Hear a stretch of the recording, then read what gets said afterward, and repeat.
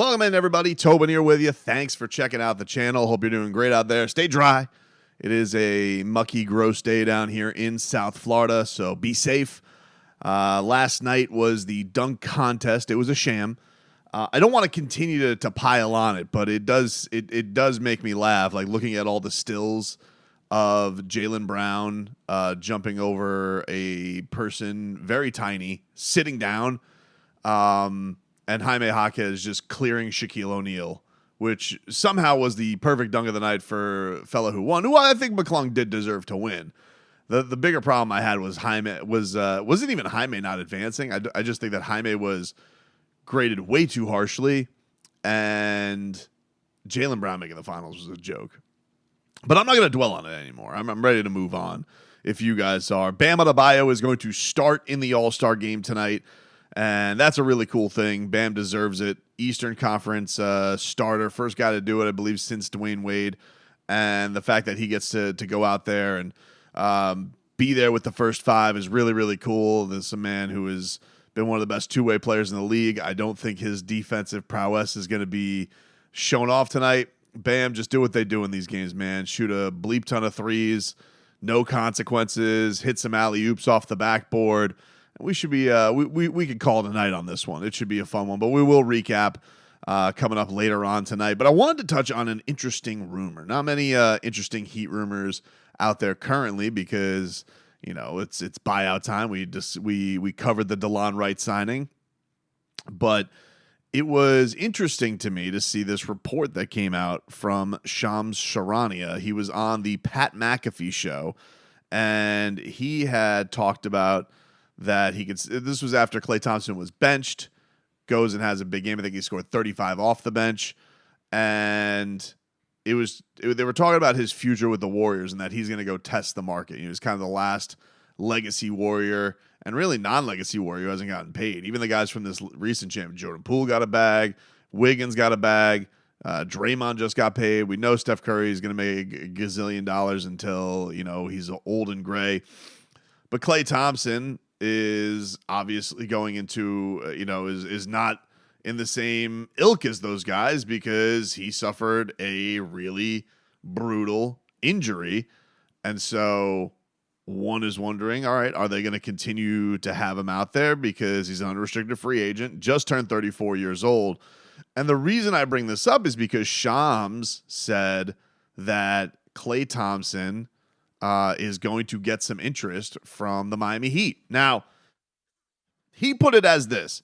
He said, I would expect both Florida teams, which I got to tell you, I've never heard it described like that, both Florida teams. I've never heard it. It's almost like you're grouping the Heat in with the Orlando Magic, which is a little bit weird. I mean, they're little stepbrother. They're basically like when Heat fans want to go on vacation, they go to see the Orlando Magic play. But he says, I would expect both Florida teams, both LA teams to show interest. He's going to test the marketplace. And I just found that interesting that the Miami Heat would be interested in somebody like Klay Thompson. I'm surprised by it from a couple of places. One, I would believe is going to command a ton of money. I don't think you're going to go get Klay Thompson on the cheap skis. I would expect right now he makes $43 million. He's made $40 over the last couple of years. So I don't expect Klay Thompson to go out there and take like a mid-level exception. I don't expect Klay Thompson to go out there and take some bargain basement deal to be part of the Miami Heat. You got to think about this if you're Klay Thompson. Klay Thompson's not coming to any team, I would imagine, to ring chase. He has 4 championships.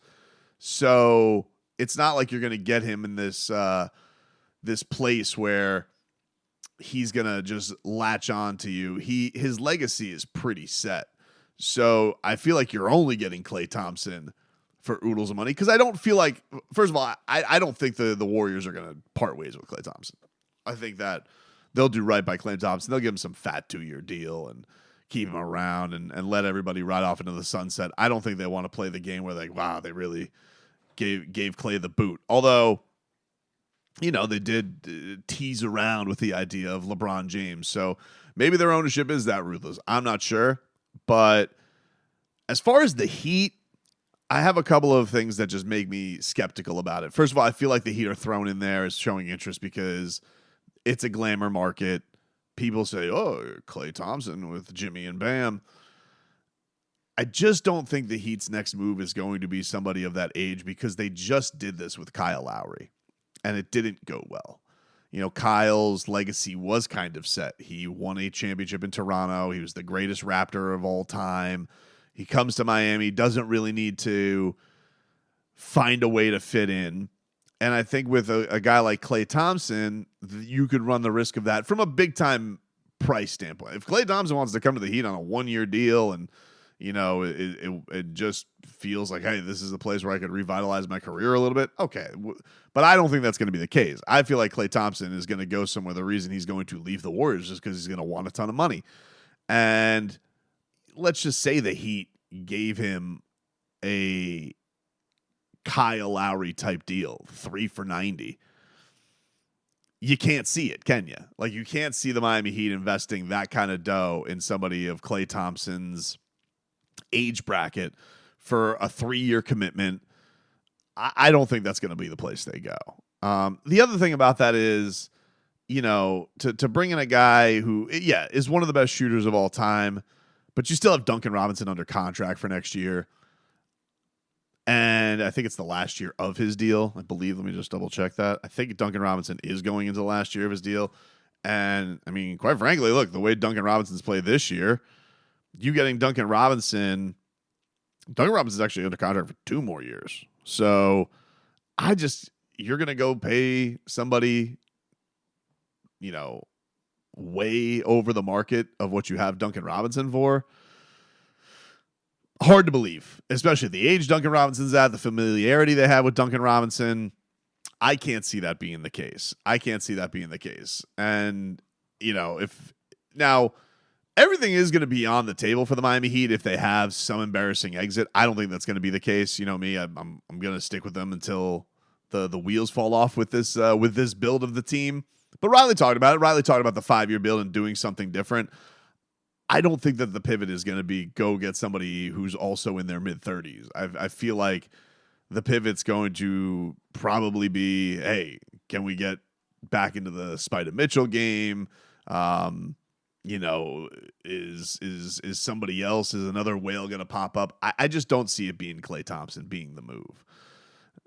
It's just partnership. Orlando, I could see it. Orlando Magic adding a proven champion to those young guys and adding a guy everybody would really look up to and adding more shooting. Orlando would make a ton of sense. Obviously, the Lakers make a ton of sense. The Clippers, I don't see as much, but, Ballmer's got crazy money, so you can't rule any of that stuff out. But just Shams saying the 2 Florida teams, I think even just the way that he said it, maybe that's like his agent saying, well, we'll go to Florida. They don't take any taxes. Or, you don't want to just throw out there Orlando by itself because maybe it sounds laughable, which it shouldn't. Orlando's a decent team, and they got a lot of great young talent.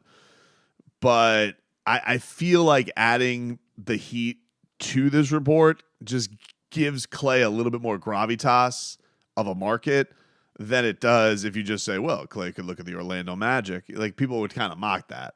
And maybe they shouldn't, but I just feel like that makes a lot more sense than the Miami Heat. Klay Thompson, and I don't even want to know what I would have to deal with Frog Boy on the radio show. I mean, he would just be beside himself if they bring in Klay Thompson. I mean, I don't understand why he doesn't like Klay Thompson, but he has been on this anti-Klay Thompson binge for a long, long time. So I certainly don't want to hear that as show fodder for the next foreseeable future. Look. Nothing can ever just be completely ruled out because if the Heat have an embarrassing playoff exit, everything I think is on the table for them as far as moves are concerned. But the aging shooter who's already done everything there is to do as far as accolades, and I just can't see that being the move. I'm very, very skeptical of this. And just don't buy it. Just don't buy that the Heat would show interest in Klay Thompson just because I don't think he's going to take a bargain deal, and I don't think that they're going to go invest in a 34-year-old for multiple years until he's 37 again. They just made that mistake. They were very hesitant to do it with PJ Tucker. I And I know Klay is better than these guys and has better resumes than these guys, but I just think as a principle, they're not going to do it again. I think that the only old guy they're going to invest tons of money in going forward is going to be Jimmy Butler. Like, that's it.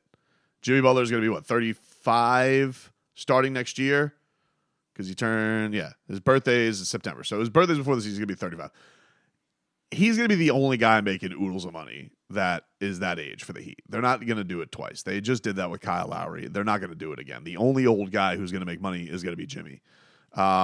Everybody else, I feel like, has to be like the oldest they could be is 31. The oldest they could be is 31, and at the end of their deal turn 34. They're not going to give another 34-year-old, I think, even $20 million or more. I think that they're going to stay away from that just because of their salary situation, their tax situation.